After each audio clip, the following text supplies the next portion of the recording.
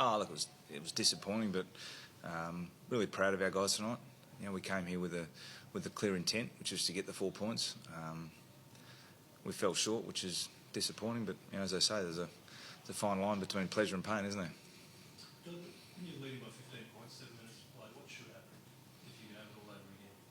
Oh, look, 7 minutes is still a lot of time in the game, and we felt from a coaching viewpoint, we probably still understood that Hawthorn, the quality of their side, they would keep coming. For us, it was about just our ability to execute at the end of the game, some of our skills, and that created some opportunities for them. You've spoken so much to us about winning the contest, how much you value it. Is that the biggest lesson that comes out of this? So you win the contest at pretty good times? Yeah, there was some ebbs and flows in the game, and that happens in games of footy. I thought for long periods tonight we had control of the game, and then we lost it for periods. But that's going to happen against good teams. But clearly we want to be able to play and win the contest more than the opposition, and at times we didn't, and good sides hurt you in that respect.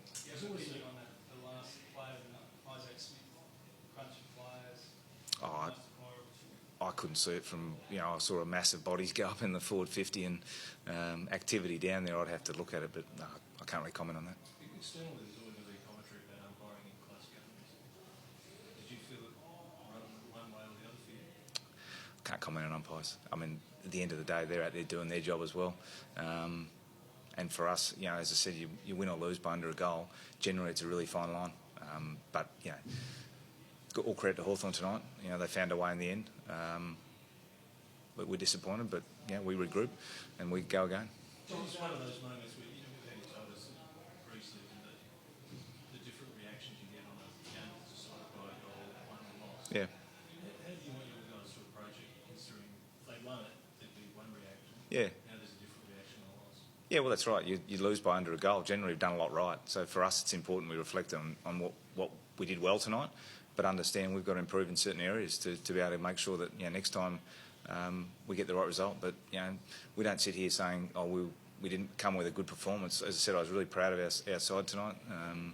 Guys, performed at a really high level for long periods, and unfortunately, we got done in the end by an opposition who found a way. Did you feel like tonight there were times when you almost tried to play too fast? Like a lot of those handball turnovers and stuff, and a lot of fierce Hawthorn pressure. Yep. Were there times you could have perhaps slowed it down a little bit more? Yeah, and we spoke about that. I mean, we're still learning and improving in terms of our ball movement. At times we go too fast, at times we go too slow. So it's a challenge I think every coach would face in terms of finding that middle gear, if you like, that you can move the ball effectively, but not necessarily going at breakneck speed. So look, at times tonight we probably bypassed some extra numbers we had by virtue of moving the ball quickly. So what did you learn the benchmark? What did you learn about your side tonight? I learnt that we've got the capacity to compete at the high end, which is pleasing, against opposition, against quality opposition, and so hopefully that gives our players a belief in the way we play and the way they play and what they may be capable of doing. And what's your read on giving up 100 points again? It's not ideal, and again, it's a work in progress for us. We've identified the areas we want to keep getting better at, and that's one we'll keep working away on. We'll look at the source of those, and we'll review it on tape and see exactly where they're coming from and how we can adjust that. But look, in fairness, we play a quality opposition tonight, and they're going to do that at times to us. We've just got to make sure we play consistently for longer. Is there something standing out about those numbers? I'll have to look at it in more detail after the review. The Hawks noticeably changed anything around the stoppages in that second quarter, Don, when they sort of really seemed to get back into the contest? No, it wasn't anything significant around the stoppage. I think they put an extra guy behind the ball. Obviously, in the first quarter, we had some pretty quick ball movement and were testing them. And we lost a little bit of ascendancy around the ball in the second quarter. That compounded with the fact that we, obviously didn't get a lot of field position with their extra guy, and then one thing led to another. So I thought we adjusted well in the third quarter. They still had that situation, and I thought our ball use, we were a bit more controlled, if you like, on the way we used the ball in the third quarter. Don, you'll obviously reviewed the hell out of those last 7 minutes, but in the immediate wash-up, is there anything that stands out that you did wrong that you could have done better? Look, I don't think structurally there's anything that we look at and go there was a standout error. It was probably more just our ability to execute in those last 7 minutes and close out some plays when we had possession of the ball, and probably defend it when we didn't. You know, it's again another level to find.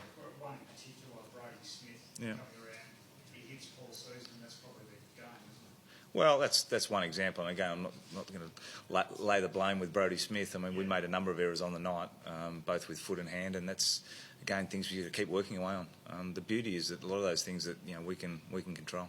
So do you make it think of that's having such a big start, but then not at the end? Sorry, what?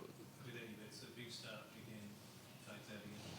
No, I didn't really look at whether Eddie faded out necessarily. I thought he started the game well and he gave us plenty of zip down there.